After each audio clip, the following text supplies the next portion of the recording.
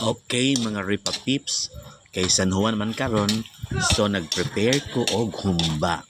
Yes, usa ni sa mga putahe nga ahong himuon agig pag-celebrate sa San Juan. Mga ligo mistagat karon. Yes, prepare na among tent dito sa Santa Cruz. Sa Macrohon ba? Oo, kaya mga ligo lagi mi. So ako may lang ipaluto, kay how daw kumuluto. So, this is it. Morning among pilmirong recipe nga gihimo. Because of me. Grabe naman lagi. Misalig man sila sa akuan, ang nilutuan. Kay lami lagi daw. So, this is it. Mga ligo mi sa San Juan.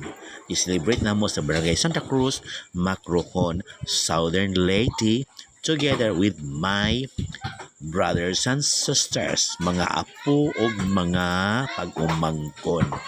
Talaga naman.